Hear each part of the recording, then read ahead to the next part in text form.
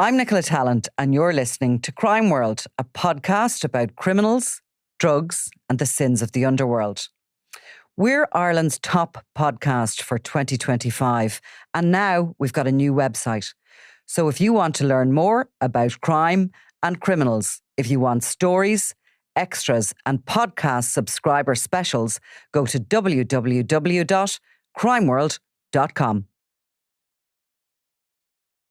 By the early months of 2021, a full investigation was finally underway into what had happened to Katie Simpson in the hours before her battered body was taken to Altnagelvin Hospital in Derry. This new team, led by Detective Sergeant James Brannigan, was already on the back foot. Huge amounts of evidence were never gathered by the original investigation. In fact, the more they dug, the more discrepancies they found. It would seem in the immediate aftermath of Katie's death, the PSNI did very little other than swallow Creswell's version of events. Experts from all over were called in to check everything he'd claimed, from meteorologists and pathologists to bruise definition experts and even hanging experts. First off, the initial post-mortem results were re-examined. Photos of the bruising on Katie's poor broken body showed a pattern of horizontal linear bands of purple bruising. In some places, the bruises were parallel, suggesting she'd been struck with a rod-type instrument. This senior forensic pathologist said they believed Katie had been assaulted with a weapon before she suffered a cardiac arrest, but they couldn't be exact on a timeline. They also studied the marks on Katie's neck, and although it wasn't possible to rule out suicide by hanging, they concluded they weren't consistent with the characteristics of the kind of ligature that Creswell said he'd found around her throat. They also concluded that the injuries to the backs of her hands were likely defensive ones, and he noted grip-type marks on the back of her right thigh, which he believed were consistent with a sexual assault. The injuries to her face, right forearm, shin, knee and thigh, he told police officers, strongly suggested she'd been assaulted during an attack that likely lasted many hours. The team also went back to people who'd repeatedly raised concerns about Katie's death but were never asked for statements. These included the nurse in the hospital who'd clocked the injuries all over her body. And of course, Paul Lusby, Creswell's first cousin, who'd been worried about many of the young women who came to see Creswell at the horse yard in Port Hall. His statement ran to 3 pages as he told them how he'd first met Katie 5 years earlier at his uncle's farm in Donegal, how she was a really pleasant girl who smiled a lot and was always in good form. And he told them how he was concerned about Jonathan Creswell's behaviour towards the women who lived with him or came to visit from the very start. I always found the dynamic between Creswell and those girls to be unpleasant, he told them. He would regularly run them down in front of people. I never witnessed any physical violence, but regularly saw him shouting and being bad-tempered towards them. The officers went back to these women: Christina Simpson, Jill Robinson, Hayley Robb, and Rose de Montmorency Wright, combing through everything they said they knew about the days and hours before Katie ended up in hospital. I'm Nicola Tallant, and this is Groomed, an investigative series from Crime World Presents. Episode 8, The Net Closes In.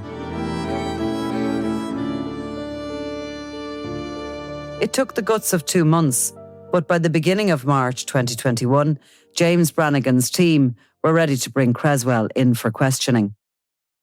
Despite the obstacles put in their way, they'd gathered a huge amount of evidence, not least that his DNA had been found in Katie's body and on her clothing.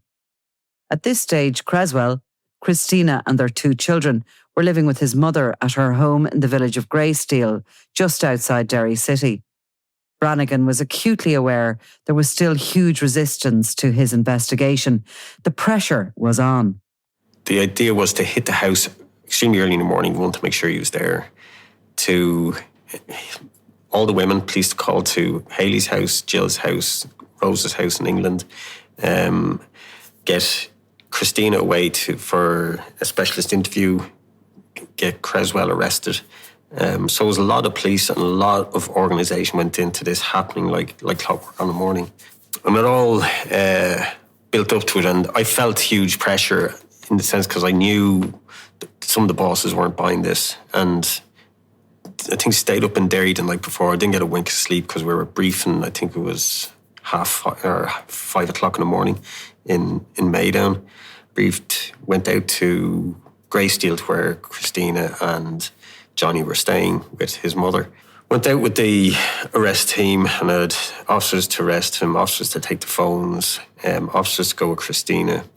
And I'd been, all leading up to this, I'd been talking to Paula, but I couldn't tell her there was an investigation. The other person I'd been talking to was Katie's grandfather, Colin. And talking to him, so we got to the house, Donna was there and her partner. What struck me though was police land at the door. We're making a holy racket. We're waking the neighbours, but nobody's answering the door. And it's like, just something wrong here. This doesn't make sense. Eventually they let us in. He sits down on the couch and I said, "You're going to be arrested for the murder of Katie Simpson. And sit there, this officer is going to deal with you." I got the arresting officer over to arrest him. Then he starts on, "Oh, Katie," and you can see the way he was carrying on. That's just fucking crocodile tears. "I know you've beaten her. I know," and this is what I knew. You knew the DNA was there? Yeah, I knew it. Yeah. And you just see it's not sincere in the slightest. So he turned on the tears? Yeah, turned on the tears. Christina was there as well, and she was kind of in shock. What's going on? Then I went upstairs because I wanted these phones, because that was important. And there was one phone, his phone wasn't there. The charger was there sitting out on the counter, but the phone wasn't. Went down, says, "Where's your phone?" "I lost it yesterday."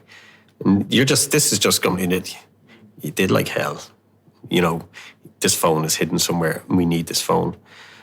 So I told the search team, I said, "Listen, find his phone," because the house was so full of crap. And I was looking at it going, I pity the guys having to search this, and credit to them. But it was a bloody mess. This is 5:30 in the morning and things need to move now. The clock's ticking. He's been arrested. Away to Strand Road. Interview team prepped, and they've been prepping for days on everything, and good interviewers. And then that's it, game on. This is it now. The pressure was on. And in fairness to my team, they fully said, right, this needs done and done properly. If we got the house back as a scene where the incident had happened. So I was keen to get around there to see was there anything obvious. You can't distract yourself to go, right, what has happened here? We have to stay on point. She did not hang herself. How do we prove this? And that was your main thing, to sort of get him to, again, explain how he saw her and to hit him with the kind of the backup that you had, that it was impossible for that to have happened. Well, I didn't know it was impossible. You didn't? Didn't, no. At this point, I didn't know it was impossible. It's on a structured interview process, and the specialist interviewers go in. You'll have a tier 5 interviewer and 2 tier 3 interviewers, and they will be managing the whole process. So his agenda, tell us, you tell us, you tell us, tell us, tell us. So it's just the suspect's agenda to come first. So he starts off with, I've been in a relationship with Katie for the last 3 years. That's the DNA out the window. And that was a huge, Jesus. And he's just coming out with this.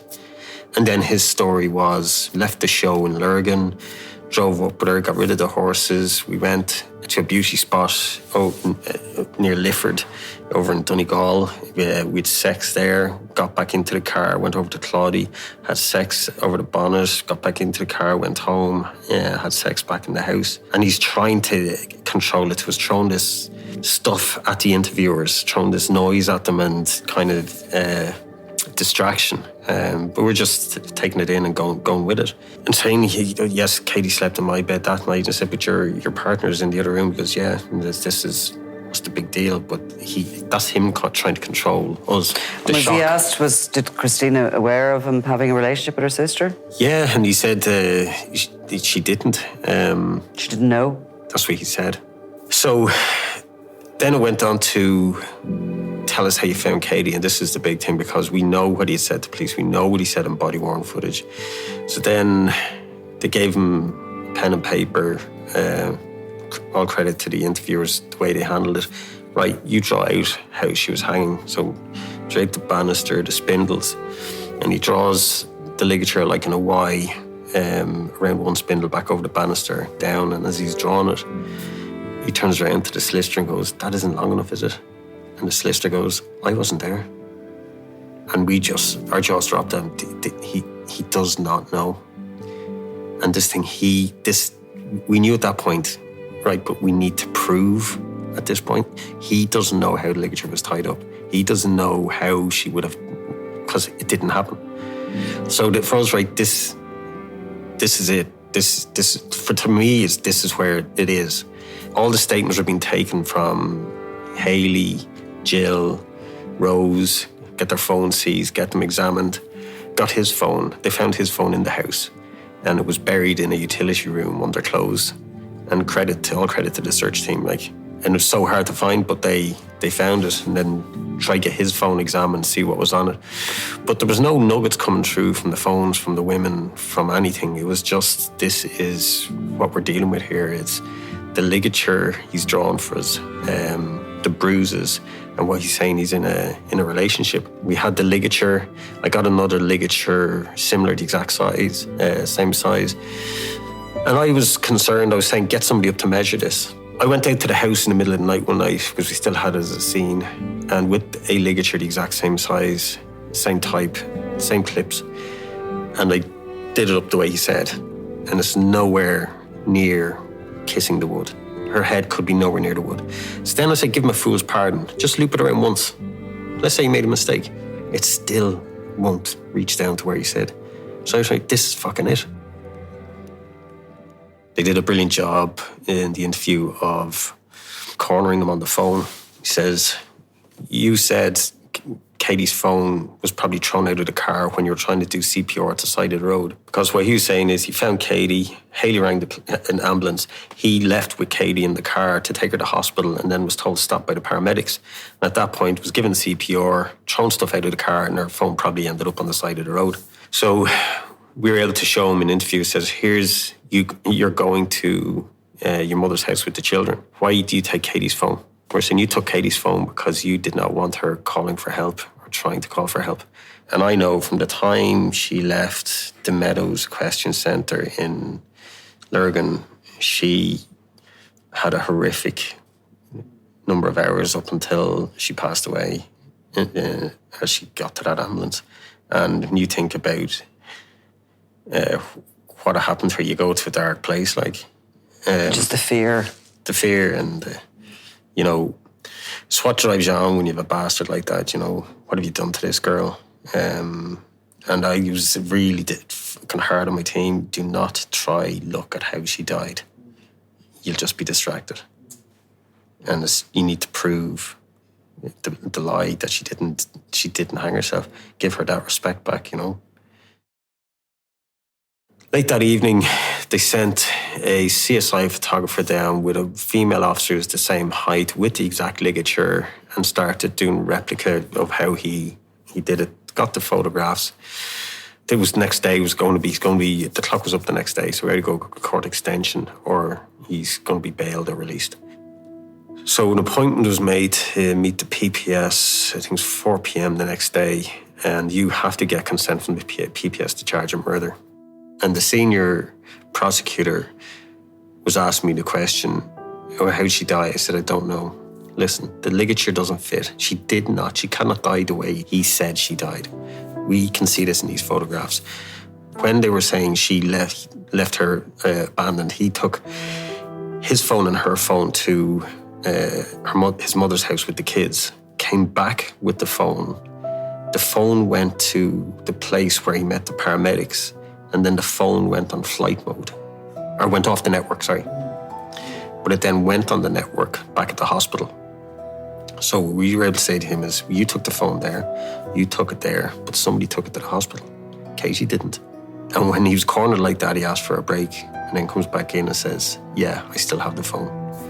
It was buried in a field beside a stake in a field where he had his horses.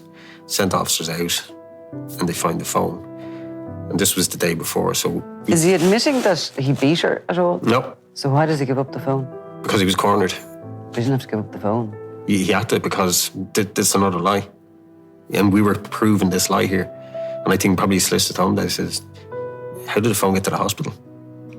You know, you're saying it's at the side of the road. Was he afraid of what was on the phone, or were you able to get access to that stuff anyway? We got access to that anyway. So there was nothing on the phone that you just wanted the physical...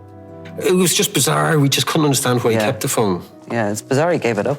Bizarre. So we had all this with the PPS and the injuries now on the legs, arms, and the lack of ligature mark. The fact that pathologist said only possible hanging. She hasn't hung herself the way he said. But the senior prosecutor's like, no, you don't know how she died. And I said, I know, but we don't need to know how she died. I've been at this the whole time. We cannot try to find out how she died because that's only a fight you're going to lose with him. And he says, well, you can't prosecute somebody for murder if you don't know how she died. And then I said, what about Charlotte Murray? We've never found her body, yet we charge somebody with murder. And in fairness to the prosecutor, he just puts his hands up and said, yeah, okay, you have me. And he allowed us to charge him.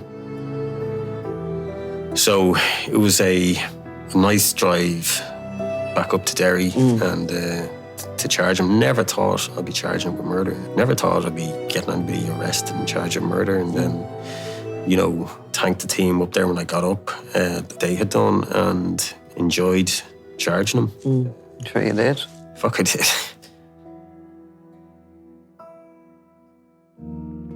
You can understand why Brannigan initially feared he might never get anyone charged for Katie's death.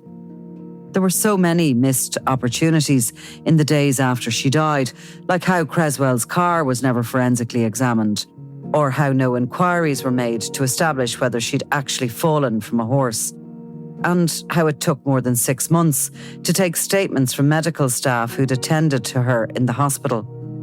Trying to get Creswell charged was a complicated process, and the police needed as much help as they could get. While Creswell was in custody, officers contacted Sarah, the woman in Scotland who Creswell had exposed himself to in 2015. She was totally stunned by the news that he was being interviewed about a murder.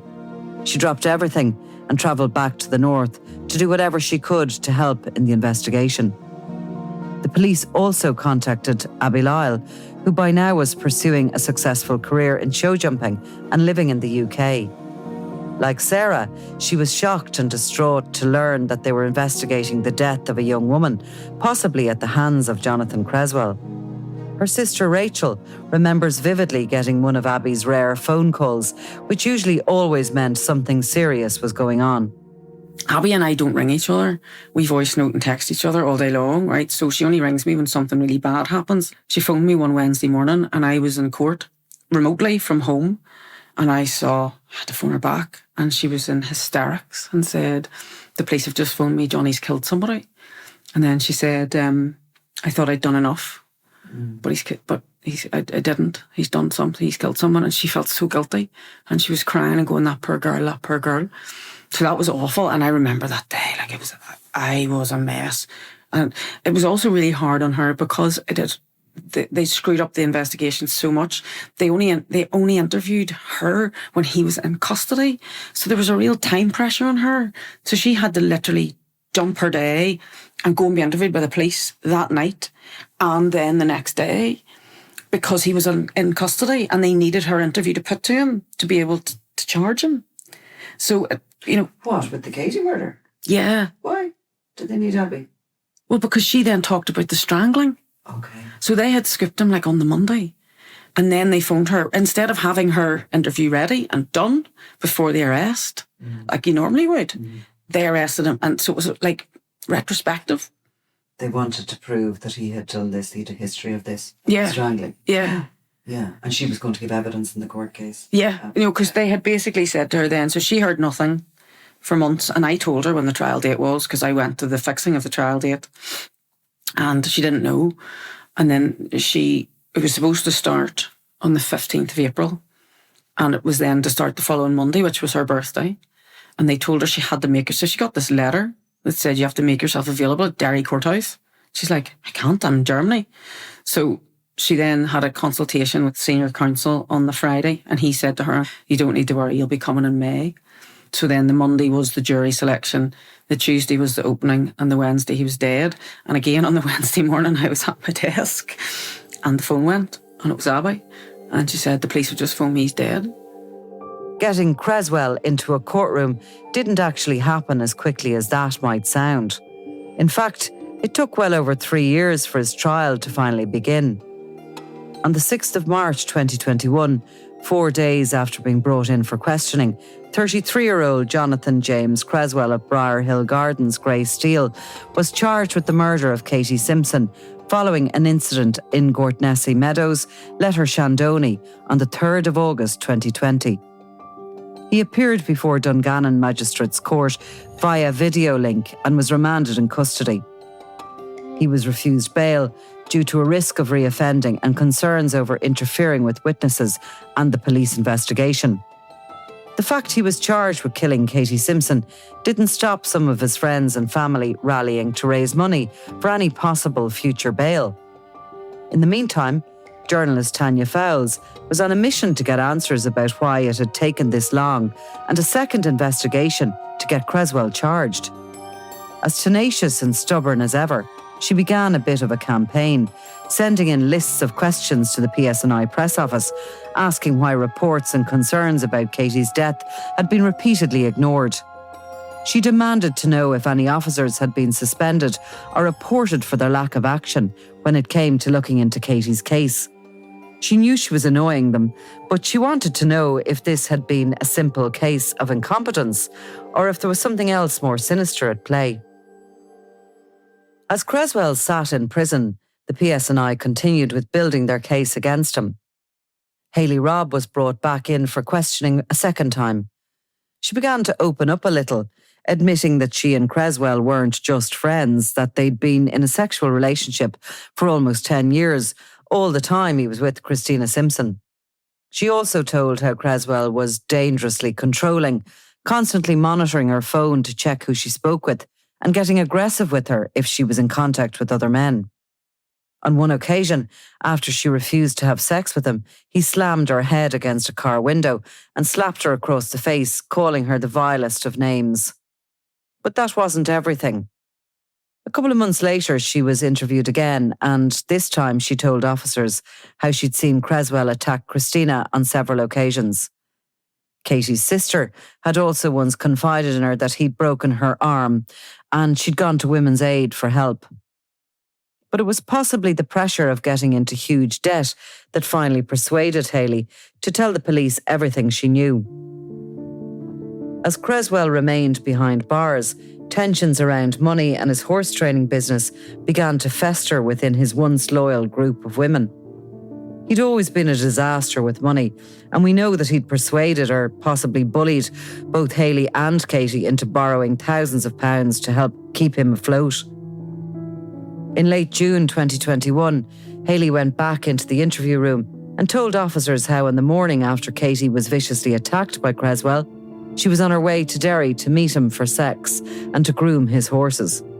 He phoned her several times on the journey over and told her that he'd given Katie a good hiding after discovering she'd spent the night with Shane McCluskey. Hayley also told police that when Creswell got back to the house in Gortnessy after handing Katie over to the paramedics, he'd taken a cold shower and changed his clothes. He'd then ordered her to put his clothes into a bag and wash them, and warned her not to breathe a word about it. She took the clothes to Jill Robinson's house, and they then drove to a service station a good distance away, where there was a public outdoor washing machine. She told officers that she'd stayed in the car while Jill cleaned Creswell's clothes. That same day, Creswell met with Hayley, Jill and Christina and claimed he was utterly shocked that Katie had hung herself. He even told them that he was suicidal himself. Eventually, Hayley also admitted that Creswell had ordered her to clean up blood at the scene where he said he'd found Katie hanging. When asked why she'd taken so long to tell the truth, she said Creswell had used violence and sex to control her since she was 18 years old, and that she was still absolutely terrified that he'd find out she'd spoken to them. Haley's revelations were to prove massively helpful in building a case against Katie's killer. But they also revealed there'd been a cover-up by Creswell's small band of women, something they would have to later answer for. Rose de Montmorency Wright, on the other hand, was to prove less helpful. Indeed, officers believed she made several false statements, including one where she said Katie had been trampled by a horse, which explained her injuries. This was later discredited. In another interview, she said she'd spoken to Katie the night she returned home with Creswell from the horse show in Lisburn. That was also believed to have been untrue.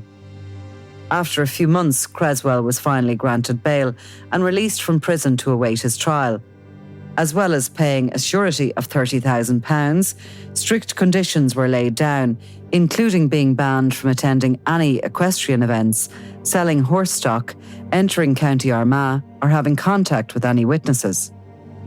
As we know, the wheels of justice can move agonisingly slow sometimes, and Creswell's murder trial was still waiting for a starting date when it was revealed that 3 women were facing charges linked to Katie's murder case. In March 2023, documents entered at Derry Magistrates Court showed that Rose de Montmorency Wright, then 22, was being accused of withholding information by knowing Creswell had committed assault.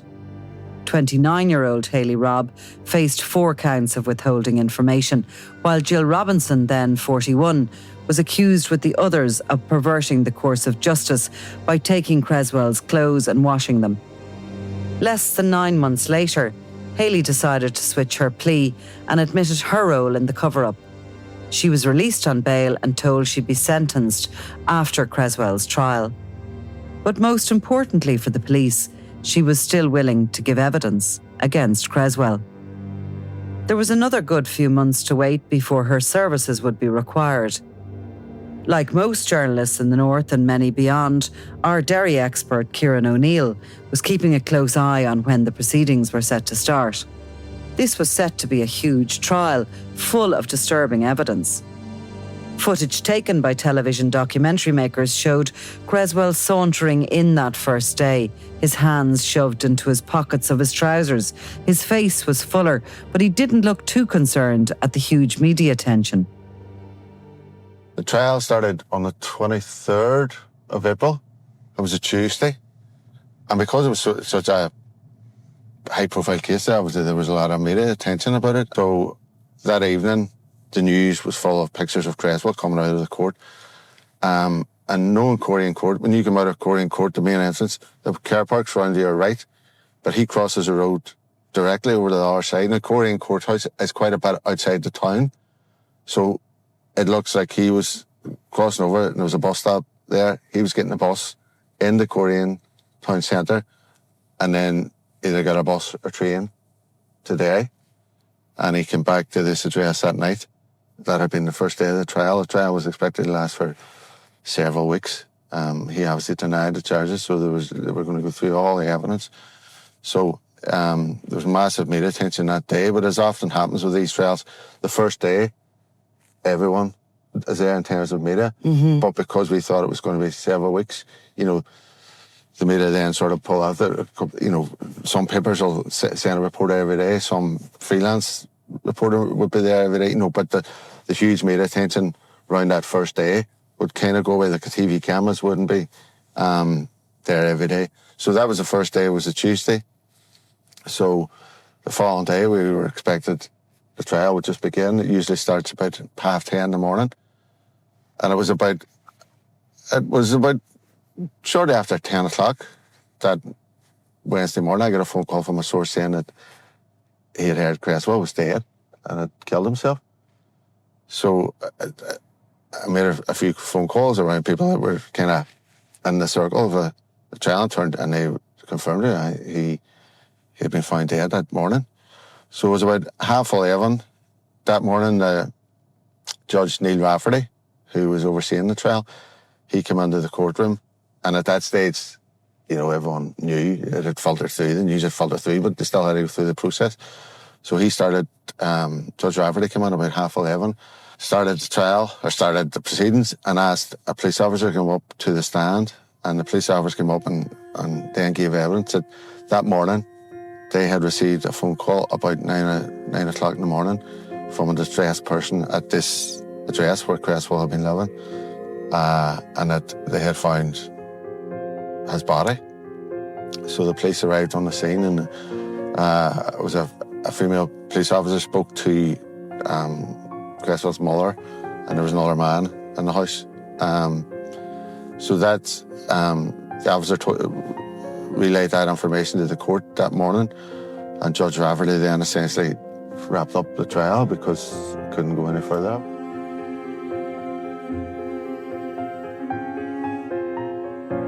You've been listening to Groomed, a Crime World Presents limited series, edited and presented by me, Nicola Tallant.